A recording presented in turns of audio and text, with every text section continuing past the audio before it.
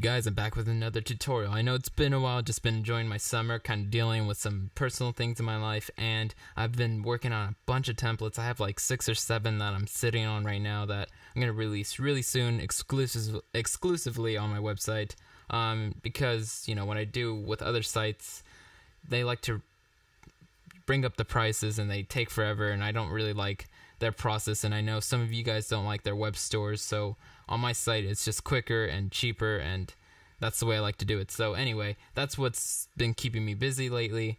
So anyway, yesterday I was reading a forum somewhere on Facebook, and someone was talking about how you would go about sidechaining different frequencies or bands and things like that, and it just reminded me of a project I'm working on right now where I have a lot of that kind of stuff going on, and it was similar to a video I'd done before about using multiband compressors to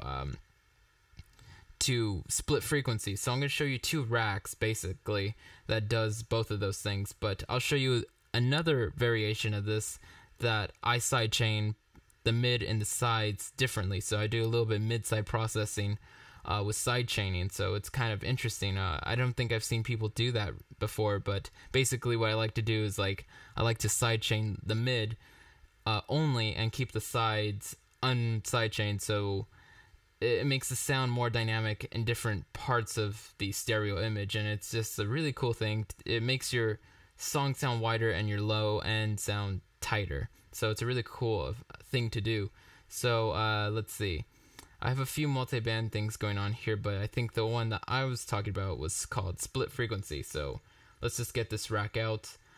So basically, I've done a whole tutorial on this before. I've shown this a bunch. Basically what it is it's a multi-band compressor that's doing no compression at all. It's not there to compress anything. You can use it for that if you want, but basically it's just an empty multi-band compressor, and you just drag it out, press Command G around this, so then you have basically what looks like a little group, and then you just go over here, you click on this little button, open this up, and well, okay, hold on, clicking all the wrong buttons here. So you then you duplicate this, so you have 3 exact copies of your multiband compressor. So then you go about calling them low, mid, high. So the low frequencies, the mid range, the high range, or the high frequencies. So basically what we do is we go, so after you've named each low, mid, high, you go click on the low so that you're looking at the low one, and then you solo that band, and you set the I guess you can set the frequency range that you would like it to end at. So this is kind of everything beneath 251 hertz. So it's kind of high. Usually now I go around 150 for my low range, and I like my mids to kind of be a little bit more low mid and a little less high mid.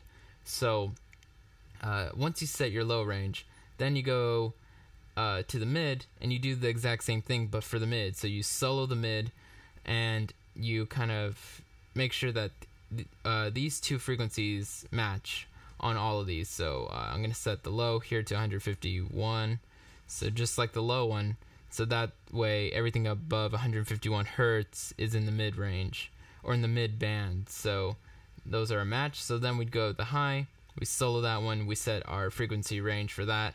I kind of start mine pretty low. I mean, the high range kind of starts around 5K for some people and whatever, but I kind of like to put a lot of things up there because I don't know, I guess I'm very low mid and low processing kind of person. I like to put a lot of stuff in there, which is kind of a dumb idea because that's the lower frequencies build up faster.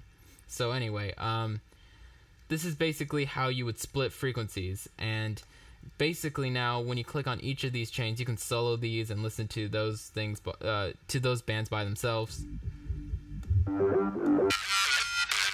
So you know it works if you can hear each range when you do that.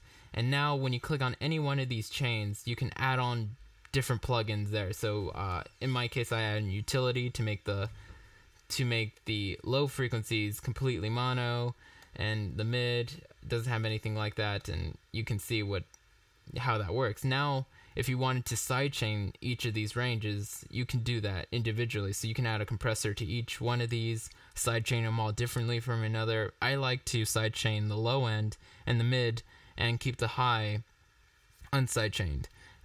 So that's basically how to answer the guy's question from Facebook yesterday. It wasn't really at me. It was, again, at another group, but I just read it and I was like, oh, I have a tutorial on that. So, or I have, racks that are exactly what he's talking about or what he's asking to do.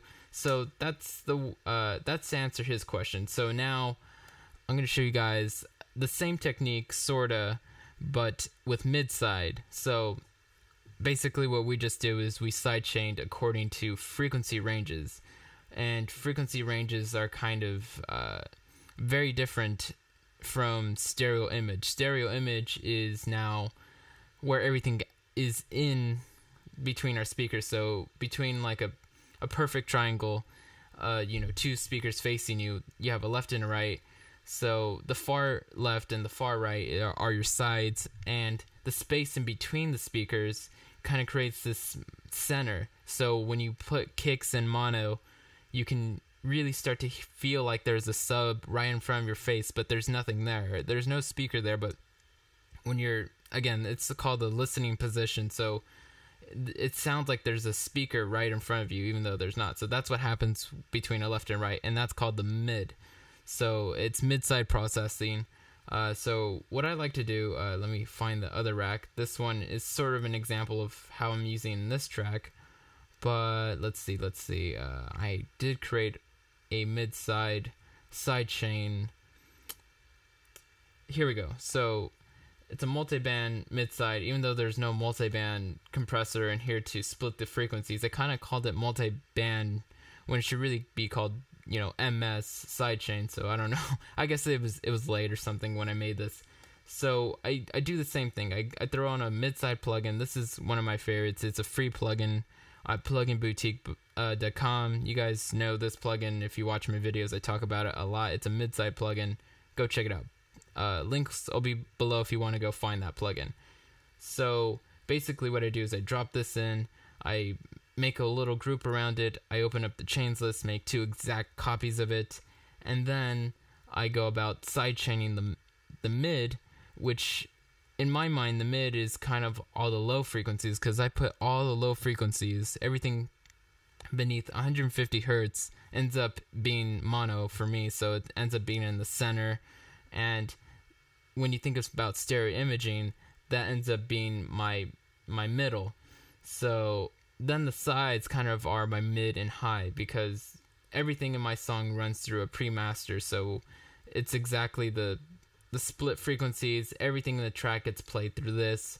So when we look at the mid-side processing, I like to kind of throw on leads or bass things. Like I like to sidechain the mid, so the sides are unprocessed and it feels much wider.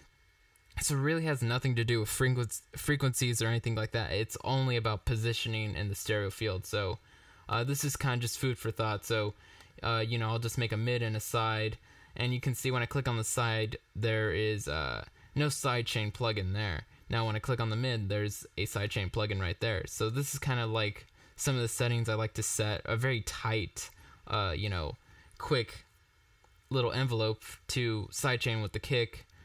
And let's see, on the mid, I like to boost up the mid a bit, so that's like almost 5 dB. It's almost extreme, and I mute the side. So when I open up this one right here, we can see that this is now the side. And what I like about this plugin, also just throwing it in there, is I like to rename these plugins, because when you have a bunch of these open, it gets so confusing, even if you can clearly tell what the parameters are telling you it is.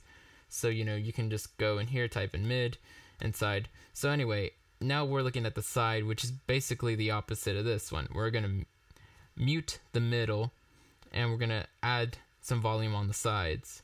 So basically mid-side processing in this way is very simple. It's just amplitude to whatever section. So this one is making the middle louder, this one is making the sides louder.